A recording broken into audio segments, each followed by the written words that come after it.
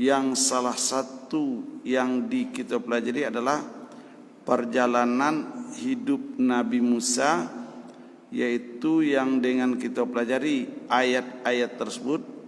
Mudah-mudahan iman kita bertambah kokoh dalam menjalani kehidupan. Di awal surah Al-Qasas, Allah menjelaskan, a'udzubillahi minasyaitonirrajim, bismillahirrahmanirrahim, natslu 'alaika min naba'i Musa wa fir'auna bil haqqi liqaumi yu'minun.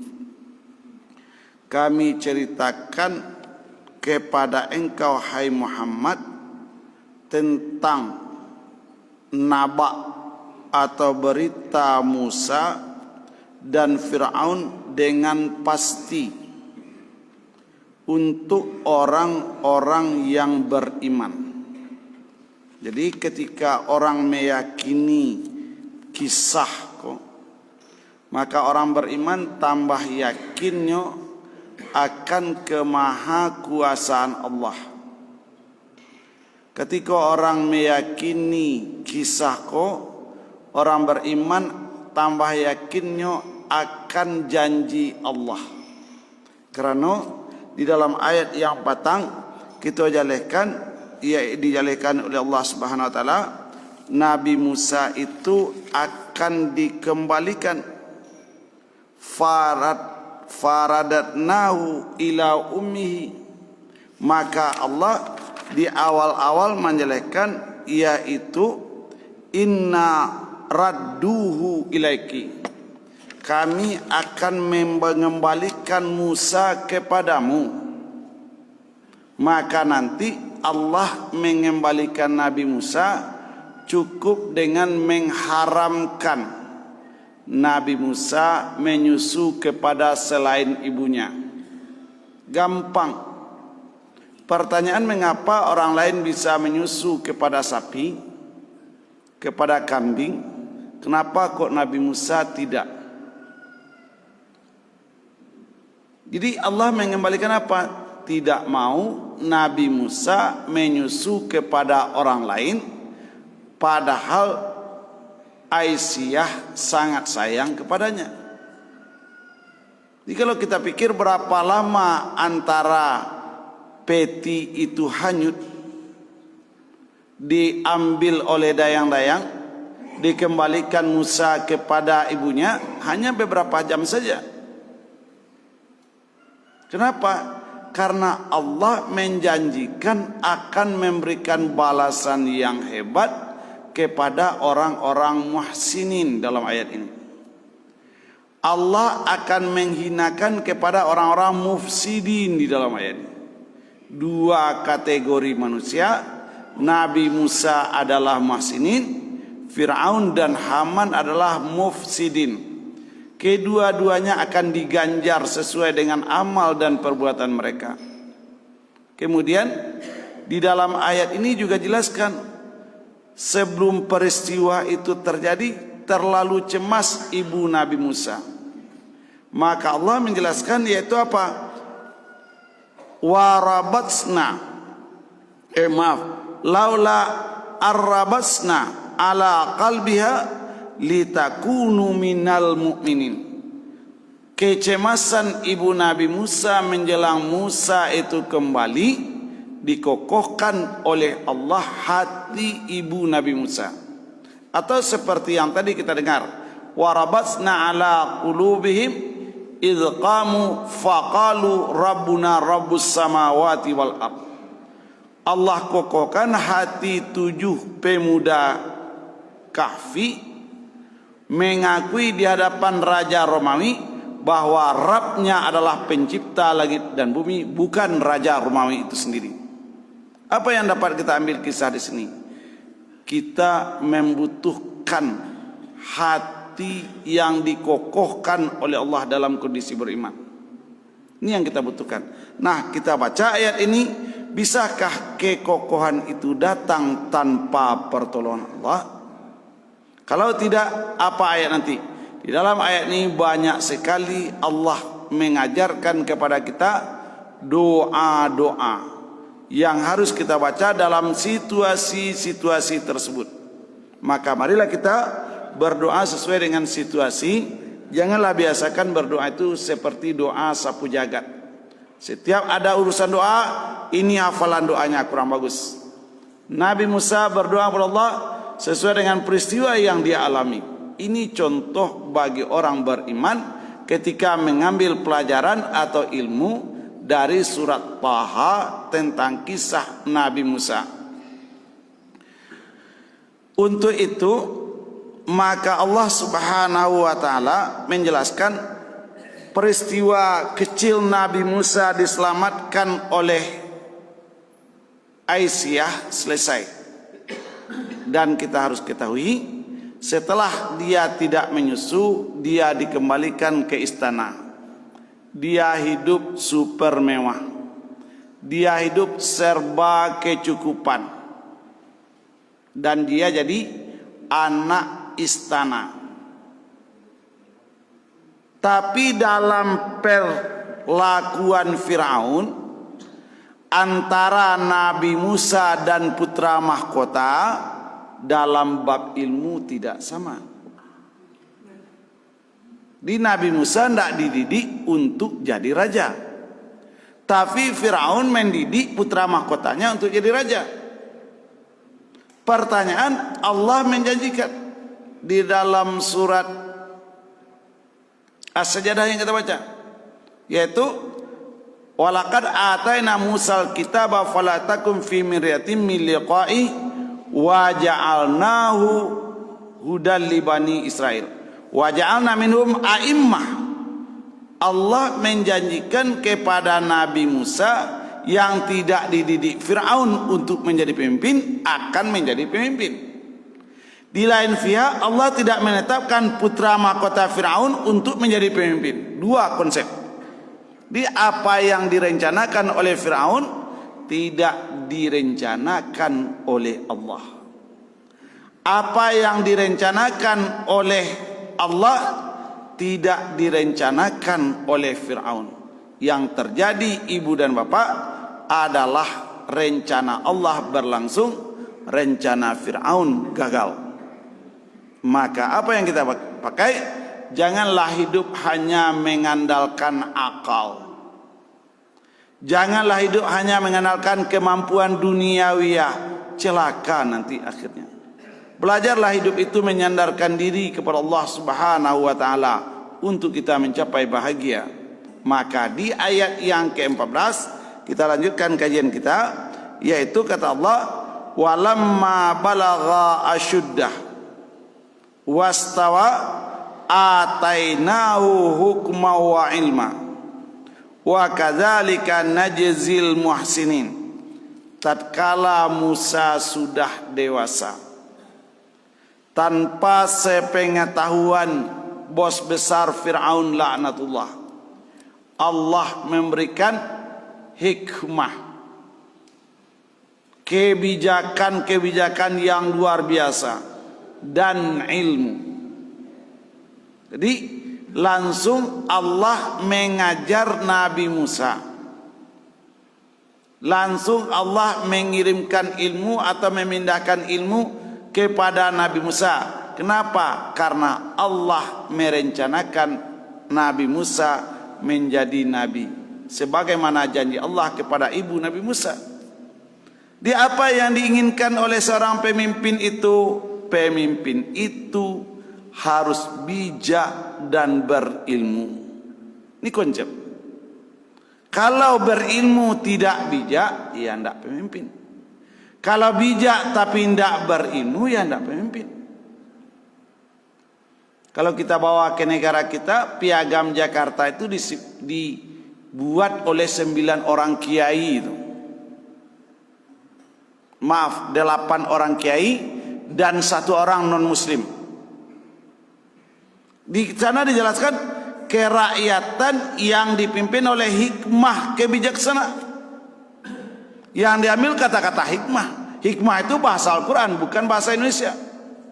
Kebijaksanaan bahasa Indonesia, tapi di atas kebijaksanaan itu di bawah kata-kata hikmah.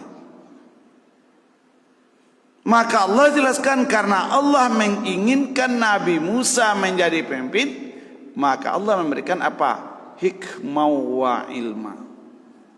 Maka ketika pemimpin diberikan oleh Allah hikmah, ketika pemimpin diberikan oleh Allah ilmu, insya Allah dia sukses. Walaupun dari garis keturunannya tidak garis keturunan pemimpin, bapaknya tidak raja, bapaknya tidak rasul, ibu bapaknya mantu. Kemudian setelah itu Musa punya bekal.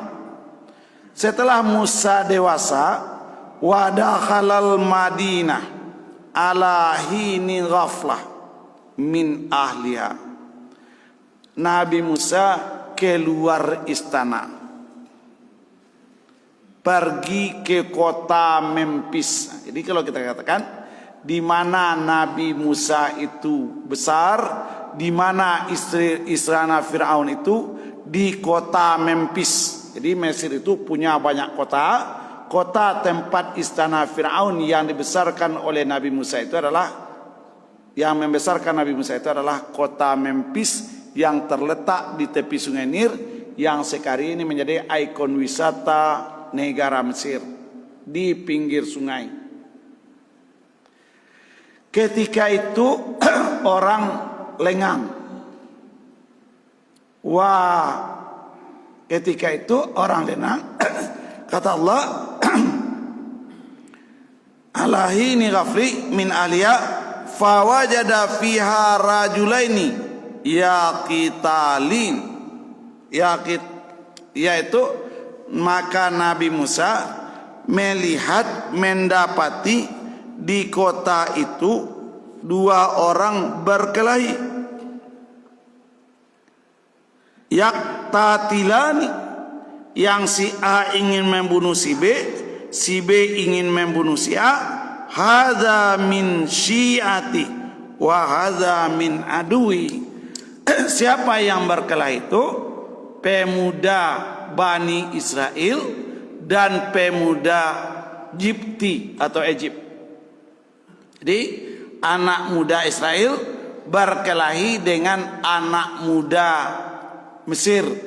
Anak muda Israel itu dianggap sebagai budak, anak muda Mesir itu dianggap sebagai orang merdeka. Tapi Nabi Musa walaupun besar di dalam istana, diangkat jadi anak angkat istana, dia tetap berjiwa Israel. Ini harus kita pahami. Ada orang satu hari, dua hari bergaul dengan orang lain berubah watak. Ini tidak benar. Nabi Musa dibesarkan oleh Firaun,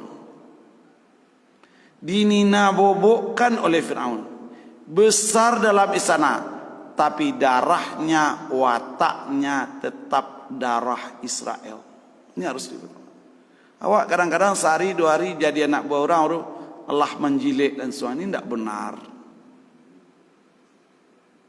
Itu. Ini adalah Syiah. Syiah itu apa? Ini adalah golonganku, ini adalah musuhku. Siapa golongannya? Bani Israel. Siapa bunuhnya? Musuhnya orang Egypt. Maka ketika itu dijelaskan fawak. Maka apa yang terjadi? Maka Nabi Musa disitu dijelaskan fastaghatsahu alladzi min si'atihi 'alal ladzi min aduwi. Maka Nabi Musa bersegera menolong golongannya untuk mengalahkan musuhnya dengan cara apa? Meninju pemuda tadi. Sekali tinjunya mati orang Mesir. Buat masalah baru lagi. Di dulu-dulu kecil-kecil masalah itu apa? Karena tahun kelahiran. Lah besar lah dininabobokan oleh Firaun, datang masalah mancalia orang Bani Israel baca kak orang Mesir, timbul niat manolong Bani Israel, ditinju pemuda Mesir mati. Ini Nabi nan agak bagak itu ya Nabi Musa. Nah, oleh sebab itu apa yang terjadi ketika dia meninju tadi dan sampai mati? Apa kesadarnya? Qala hadza min amali syaitan innahu aduwwum mudillul mubin. Langsung Nabi Musa sadar, pekerjaan membunuh ini pekerjaan setan. Pekerjaan setan itu adalah pekerjaan yang sesat lagi nyata. Maka unsur kemanusiaan muncul. Apa unsur manusia itu? Cepat sadar. Ini unsur manusia. Apa unsur iblis itu? Tidak mau sadar. Ini saja. Sama-sama iblis sombong kepada Allah, tidak mau sujud kepada Adam, sampai hari kiamat tidak akan tobat. Nabi Adam memakan buah terlarang, langsung tobat. Jadi kita lihat di mana watak yang sangat kontras antara watak manusia dan watak iblis adalah bab mengakui kesalahan. Jadi kalau ada orang yang tidak mau mengakui kesalahan, insya Allah nya masuk golongan titik-titik. Capeklah sadar. Jelas. Allah jelaskan. Jadi kata-kata itu kan tidak tahu kita itu apa yang ada di hati Nabi Musa setelah meninju orang bunuh. Biar Allah ingatkan kepada kita. Hadza min amali syaitan. Ini yang kita butuhkan. Kita ini tidak bisa terhindar dari dosa. Yang dibutuhkan adalah setiap berdosa cepatlah tobat. Setiap berdosa cepatlah minta ampun. Ini yang kita butuhkan. Tapi tidak seluruh manusia berwatak seperti itu. Hanya manusia yang diberikan oleh Allah petunjuklah yang akan mau cepat tobat itu. Allah menunggu tobat ketika kita bersalah siang tadi, malam nanti Allah menunggu tobat kita. Ketika kita bersalah malam tadi, siang ini Allah menunggu tobat kita. Di pelajaran-pelajaran yang kita dapat dari Al-Quran itu dapat kita dapatkan kalau kita telusuri ayat itu sedikit. Satu kata demi satu kata, satu kalimat demi satu kalimat. Maka nampak di situ Al-Quran itu adalah ilmu. Berapa banyak orang yang membaca ayat ini, kenapa dia setelah bersalah kok tidak cepat-cepat istighfar? Padahal istighfar itu adalah fanaza'a, kata Nabi, untuk mencabut kotoran-kotoran yang diteteskan di atas hati setiap kita bersalah. Dengan apa? Dengan istighfar. Maka paling kurang kita bertobat kepada Allah satu hari satu malam itu 350 kali. 350 kali. Astaghfirullahaladzim alladzi la ilaha illa huwal hayyul qayyum wa atubu ilaihi. Kata Imam Al-Qurtubi, orang yang sabik itu zikirnya kebutuhan. Orang yang bodoh itu, kata Qurtubi, zikirnya hanya lewat lidah saja. Ini Imam Al-Qurtubi dalam tafsirnya, yaitu tafsir Al-Qurtubi jilid 14 bab atau surat Fatir. Jadi di sini Allah jelaskan cepatnya Nabi Musa sadar bahwa ini adalah perbuatan setan. Setan itu adalah musuh manusia. Setan itu berencana mudil, menyesatkan manusia. Nah, timbul lagi beban. Maka di dalam tafsir nanti ketika kita meminta syafaatul uzma kepada Nabi Musa di akhirat sana, Nabi Musa enggan memberi syafaatul uzma. Kenapa? Karena dia pernah membunuh. Jadi satu kali dosa yang dia lakukan, dia sampai ke akhirat nanti mengingat. Nabi Ibrahim enggan untuk memberikan syafaat nanti. Kenapa? Karena dia pernah berdusta. Apa pelajaran yang kita dapatkan? Marilah kita memahami sifat Nabi itu, karena Nabi itu memberikan contoh-contoh yang baik. Nah, ternyata Allah mengizinkan kepada Nabi Muhammad untuk memberikan syafaatul uzma. Maka Nabi Muhammad adalah contoh teladan, uswatun hasanah. Mengingatkan kepada kita memperbanyak zikrullah, terutama istighfar. Nah, ketika itu dijelaskan apa doa Nabi Musa? Qala Rabbi inni zalamtu nafsi faghfirli. Ini doa. Rabbi, ya Rabb, inni sesungguhnya aku zalamtu nafsi, aku telah menzalimi diriku. Faghfirli, maka ampunilah dosaku. Faghfaralah, maka Allah langsung diampuni. Apa yang kita dapat dari ayat ini, ibu dan bapak?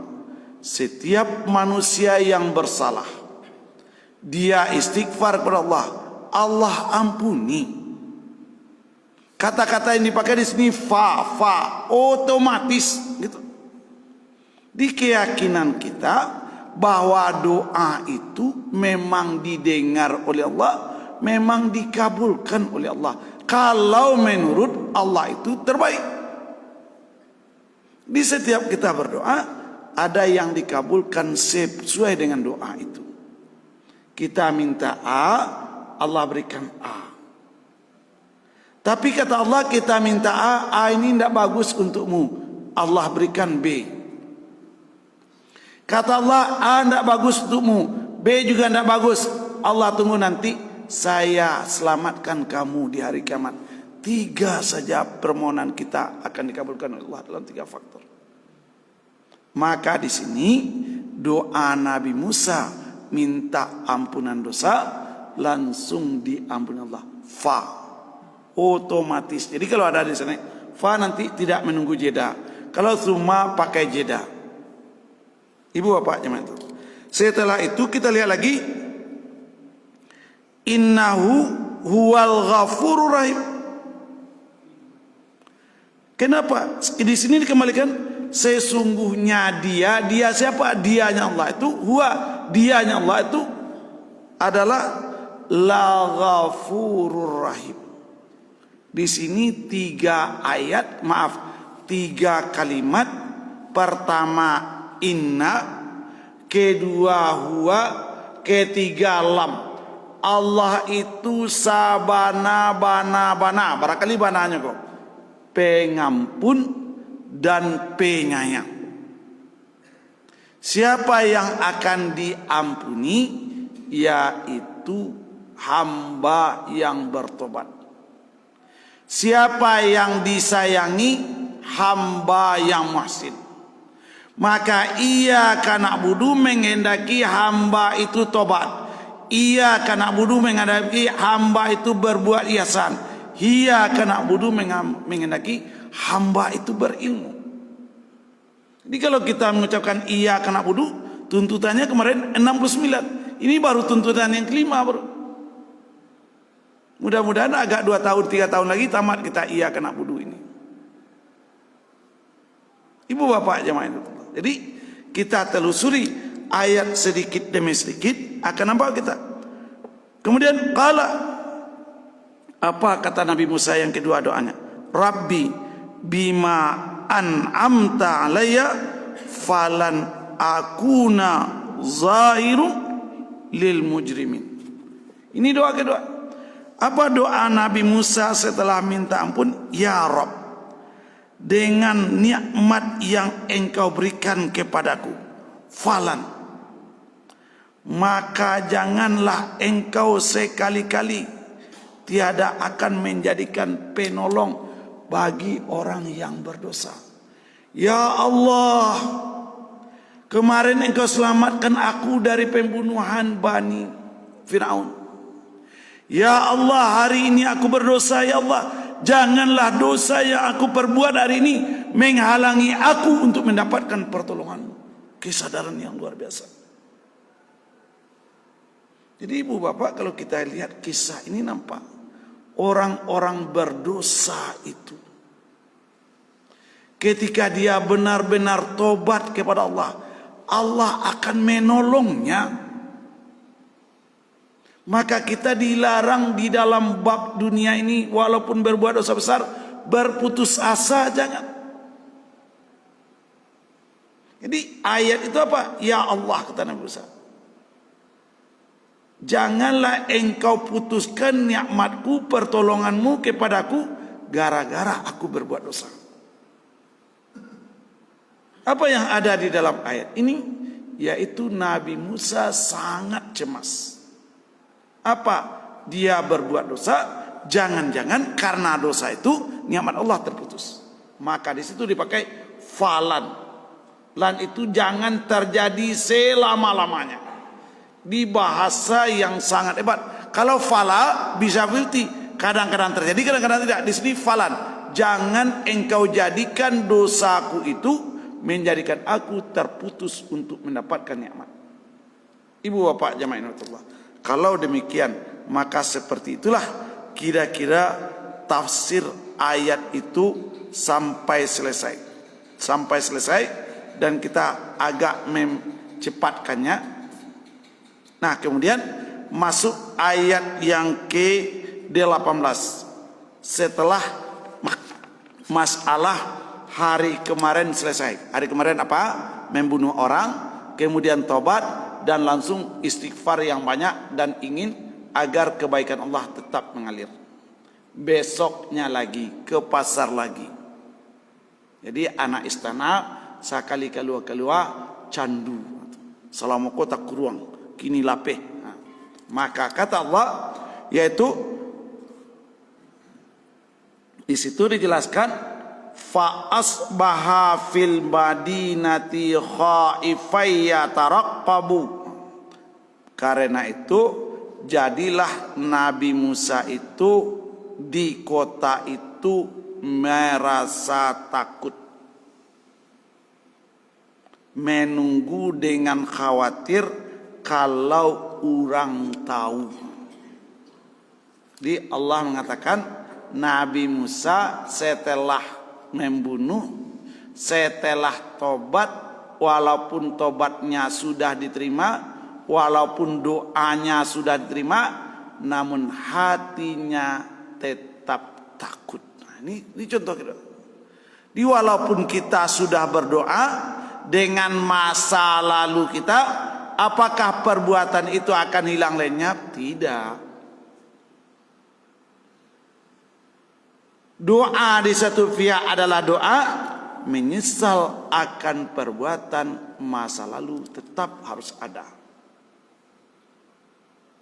Maka Allah menyatakan, yaitu menjelaskan kepada kita, fa asbaha fil madinati khaifan yatarakkabu fa idzal ladzi tansarahu bil amsi yastasrihu. Dijelaskan, maka ketika rasa takut itu masih ada, pajanan patang bacaka lo balik. Kan setiap ujian. Ini dikarenakan, ini kita hubungkan nanti besok, wala nabluwannakum bil khairi wasyarri fitnah. Patang bacaka Bani Israel ditolong, mati orang. Cameh awak lu le, anan pajako bacaka lu balik. Minta tolong lo sekali lagi ke Nabi Musa. Itu hebatnya. Di pajanan ditolong petang, bacaka lu balik. Jadi orang kalau pakai backing, tiok sabanta merengek ke backingan nampaknya. Contoh saja. Ini contoh. Jadi kita ingat jalan fikiran orang ini. Allah mengingatkan jalan fikiran orang nalah kecanduan berkelahi itu, walaupun patang lah ditolong orang, kini kau cakap lo lihat. Maka kata Allah, yaitu tiba-tiba temannya yang kemarin dia tolong itu berteriak kembali untuk minta tolong kepada Nabi Musa. Padahal Nabi Musa cameh patang alun hilang. Rasa takut karena membunuh patang alun hilang. Maka ketika itu qala lahu Musa. Nabi Musa berkata kepada temannya itu, kepada orang Israel itu, innaka laghawiyyum mubin. Yaitu kamu ko urang sase. Sase baca kak tiok sabanta tu sase orang. Dia ada orang kot kan ada tipe masyarakat ko. Tinggal di siko baca kak, tinggal di siko baca kak, tinggal di siko baca kak. Ini di kita minta ada budi air itu. Adakah tipe manusia di ma tinggal di ma baca kak lain? Tipe namanya tipe kecamiang. Sedangkan Minang saya kecena do sumando kecamiang malah. Tapi ini jelas ada orang-orang yang hobinya ndak berbaik-baik dengan tetangga, ada. Di ma tinggal di ma baca kak, di ma tinggal membuat masalah. Maka kata Nabi Musa, sesungguhnya kamu benar-benar orang yang sesat. Apa pelajaran yang kita dapatkan di sini? Berbuat baiklah. Maka kata Imam Al-Qurtubi, orang yang sabiqun itu adalah orang yang care, orang yang memperhatikan nasib orang lain. Orang yang jelek itu apalah? Orang yang suka menyiksa orang lain. Itu yang jelek. Yang zalim itu yang suka menyiksa, yang suka berkelahi, yang suka bertangkai, yang suka memperbanyak musuh. Tapi orang yang baik itu apa? Orang yang suka memikirkan nasib orang lain. Maka di dalam ayat ini Ibu dan Bapak dijelaskan oleh Allah Subhanahu wa taala, falamma an arada ayyabatisha billadhi huwa aduwwul lahuma qala ya Musa aturidu an taqtulani kama qatalta nafsan bil ams. Di sini maka tatkala Musa hendak memegang keras orang yang menjadi musuh keduanya, di pajak orang Mesir telah dipaci oleh Nabi Musa. Jadi Allah jelaskan caranya. Allah menceritakan itu bisa kita bayangkan langsung. Dipaci lah kalau di awak, dipaci kuduanya, dipaci kerahnya. Ketika dipaci kerahnya itu, kecek orang Mesir tadi, yaitu, hai Musa, apakah engkau bermaksud membunuhku sebagaimana kemarin engkau membunuh seorang musuhnya, manusia? Cameh lagi Musa, walaupun patang kota langang, ndak ada orang, tapi Nabi Musa membunuh. Kecek Nabi Musa ndak tahu orang. Ternyata pemuda yang datang tadi tahu. Tambah cameh. Nyorang awak hati-hati mengecek din yang bisa bernanga. Kau hati-hati. Ini filsafat. Ini filsafat. Jangan harapkan sedangkan tidak ada orang bisa teranga. Boleh ada orang. Di Allah mengajarkan kepada kita pola. Hati-hati. Jangan-jangan engkau masuk perangkatmu sendiri karena perbuatanmu. Maka Nabi Musa tak cangang. Lai orang nan tahu. Sianan tahu orang nan dipaci nyokrahnya tadi. Nah, berita itu sampai kepada Fir'aun. Baso Nabi Musa atau Musa membunuh orang Mesir. Muncul niat kedua Fir'aun, Musa harus dibunuh. Jadi kalau pertama Nabi Musa direncanakan membunuh karena Fir'aun bermimpi, baso api gadang dari Baitul Muqaddis menjalar ke Mesir. Diterjemahkanlah mimpi itu ada Bani Israel yang akan menghancurkan kekuasaan Fir'aun. Dan kedua kisah nyata Banaba'a. Fir'aun bangih ke Musa dengan alasan Musa membunuh orang. Wajar. Jadi yang kedua wajar. Kalau yang pertama dibuek-buek, yang kedua wajar. Pertanyaan, apakah kewajaran itu akan terjadi tanpa izin Allah? Pertanyaan kedua itu. Kapai kama Musa kau bisa inyo tinggal di dalam istana, tak tentu jalan kama-kama. Jadi dalam rencana Fir'aun Musa bisa tertangkap, tapi dalam rencana Allah tidak. Kenapa? Karena doanya Nabi Musa tadi, Allah tidak memutus pertolongan Allah kepada Nabi Musa walaupun Nabi Musa pernah berdosa. Ini kunci. Jadi kita ikuti jalan ini, nampak bagi kita ketika mentadaburi ayat ini, kita dengar ayat ini jelas. Allah akan menyelamatkan orang yang dia ingin selamatkan, walaupun situasi dan kondisi tidak mendukung. Di harapan kita hendaknya ketika membaca ayat bisa mentadaburi. Namun setan laknatullah menghalangi kita untuk mentadaburi ayat ini. Hati-hati sekali. Setan sangajo bana membuat awak tidak mampu mentadaburi. Ibu bapak jemaah itu, ketika itu dijelaskan, setelah pemuda tadi mengatakan engkau kemarin membunuh manusia, in turidu illa antakuna jabbaran fil ardi wa ma turidu antakuna minal muslihin. Kamu tidak bermaksud melainkan hendak menjadi orang yang berbuat sewenang-wenang di Mesir kau, dan tiadalah kamu hendak menjadi salah seorang dari orang-orang yang mengadakan perdamaian. Oh, walaupun musuh ibu, walaupun musuh bapak, nan mengecek, pakailah kalau itu kebenaran. Kesadaran Nabi Musa muncul. Engkau sabana-bana kaman jadi orang baga di sikoyo, indak kaman jadi orang elok. Sadar kita, walaupun itu dari musuh, pakai. Kan pemuda yang dipacik kerah tadi itu musuh, iya, aduh Allah. Jadi kesadaran orang yang akan diberikan oleh Allah, kesadaran apa? Walaupun nasihat muncul dari musuh, dia ambil. Kata Ali bin Abi Thalib radhiyallahu anhu, ilmu itu milik orang beriman. Walaupun ilmu itu dipegang oleh orang musyrik, ambil. Jelas. Jadi kalau ilmu, kalau kebijaksanaan, kalau nasihat itu benar, walaupun datang dari anak ketek, datang dari orang lemah, datang dari musuh, ambil. Inilah kesadaran kita ketika berjadi orang yang mentadaburi Al-Quran. Dia wak kalau nama bisyak tu kawan wak bayuan, kalau nama bisyak ko lawan wak bamusuhi. Ini tidak tipe orang baik.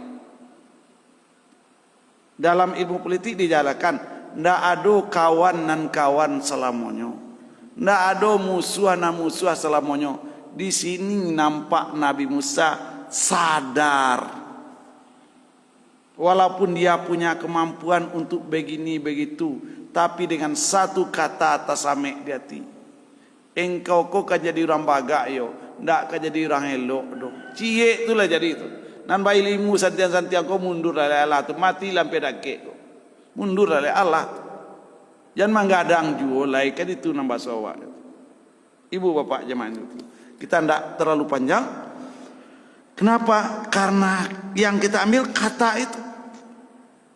Nah, kemudian setelah itu lah ketika itu terjadi dialog hebat, wajah rajulun min aqsal madinati yas'a. Kedua kali kok. Dahulu ketika utusan Nabi Isa datang kepada suatu kampung dalam surah Yasin, wajah rajulun min aqsal Madinah. Di situ ketika terjadi pertengkaran hebat antara Nabi Musa dengan orang Mesir, wajah rajulun min aqsal Madinah. Sama-sama. Di Allah itu magiah petunjuk dengan mendatangkan orang Asyam. Datanglah seorang laki-laki dari luar kota, bukan penduduk kota Memphis. De inyo orang luar kota, inyo indak dianggap orang. Anan tadang adinyo, baso Fir'aun ka membunuh Musa. Jadi bagi orang nan berencana, oh nak ada orang di sekolah, mangecek lo. Ternyata nan mangecek jeko digerakkan hati. Oh ya, sampaikan ke Musa, Fir'aun ka membunuh Musa. Tadi rahasia Nabi Musa sampai ke telinga Fir'aun.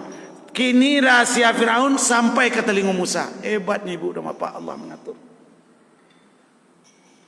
Jadi rencana Fir'aun ke membunuh Nabi Musa disampaikan oleh seorang pemuda tadi.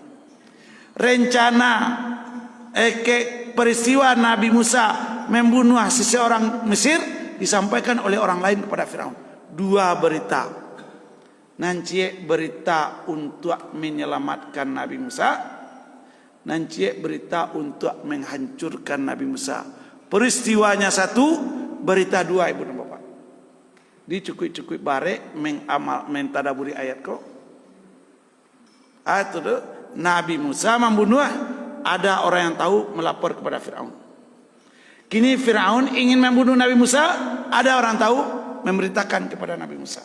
Maka di dalam bahasa Allah, waja'a min rajulin min aqsal madinati, waja'a rajulun min aqsal madinati yas'a qala ya Musa innal mala. Mereka berkata, "Oi Musa, sesungguhnya pembesar negeri ya tamiru nabika, sedang berunding tentang engkau." Untuk apa? Di situ sesungguhnya penduduk negeri sedang berunding tentang engkau, liyaktuluka, untuk membunuhmu. Ambo lewat tadi taranga di ambo pembesar-pembesar Mesir dan Fir'aun berencana akan menangkap engkau untuk dibunuh. Bahasa awaknya untuk itu. Apa kata pemuda tadi? Yaitu fa akhruj, keluarlah engkau, menyingkirlah. Inni laka minan nasihin, ambo sangajo hanya magia nasihat. Di sekolah ndak boleh lo dipaksakan kenda. Ambo magia nasihatnya, sarancaknya engkau keluar. Amu hendak amu orang turusannya. Ya awak kan bapak soan kenda awak kurang lain. Di Allah mengatakan menasihati orang jadi amuahnya alhamdulillah, ndak amuahnya alhamdulillah. Jangan paksa. Pertanyaan, orang tadi orang asyang lo nengka boleh. Tadi musuh mengecekkan, sadar Musa. Kini orang asyang lo leh. Allah katakan wajah rajulun min aqsal Madinah. Itu orang asyang. Tapi walaupun dia asyang, dia pro kepada Nabi Musa. Jadi ndak kawan saja, ndak kenalan saja, indak suku saja, lain orang lain. Kalau nasihatnya elok pakai. Kamu dulu ketika beraja struktur sosial di Indonesia, ketika beraja sosiologi antropologi dulu, ada beberapa daerah di Minangkabau yang tertutup untuk menerima saran orang luar. Kalau ndak orang kampuannya bagi sarannya ini ndak. Batu orang luar kurang dah seserunya. Penelitian nama dulu. Jadi di situ apa pelajaran? Nabi Musa mendapat nasihat dari orang asing, maka dia fahami nasihat itu. Jadi satu peristiwa nanti mendapat nasihat dari orang Mesir, musuhnya pakai. Nanti dapat nasihat dari orang Asia, pakai. Dijan banggaan mana orang awak lain. Ado lo orang lain enggak elok rupanya. Jadi di dalam Islam itu jangan bersifat chauvinis. Nah, apa namanya? Chauvinis itu terlalu bangga dengan suku kita.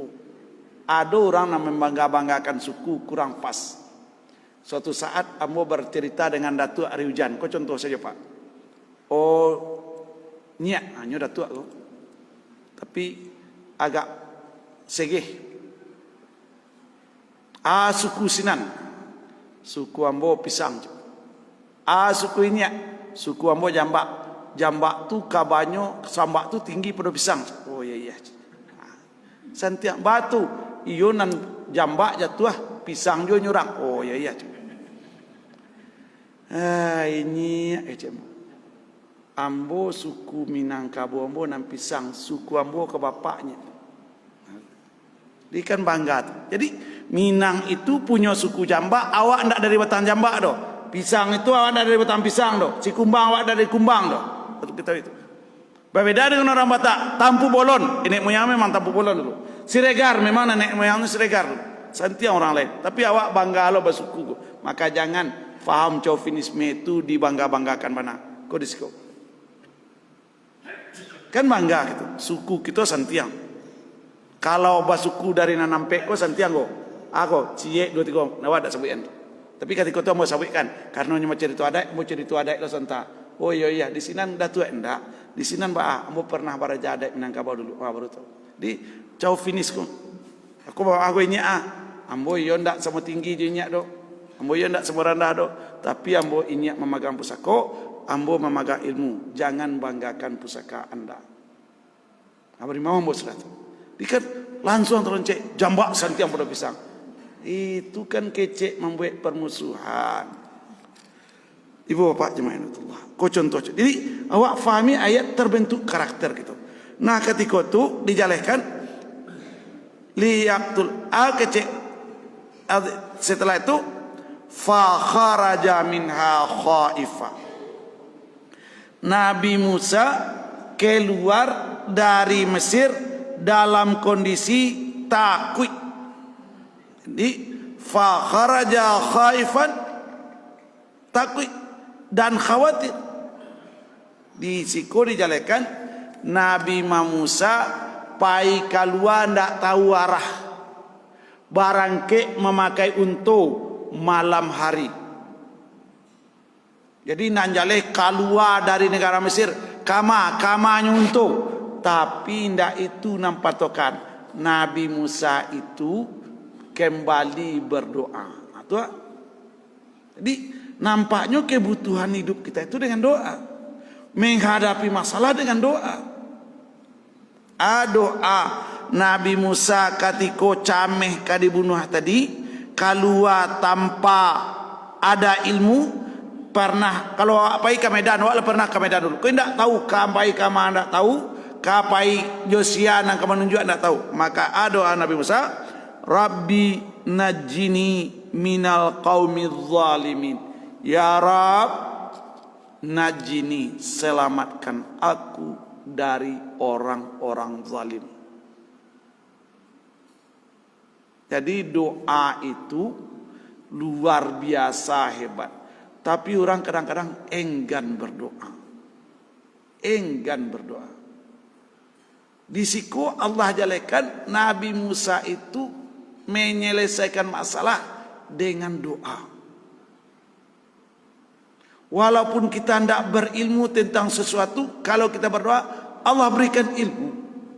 Rabbi najini minal qaumidz zalimin.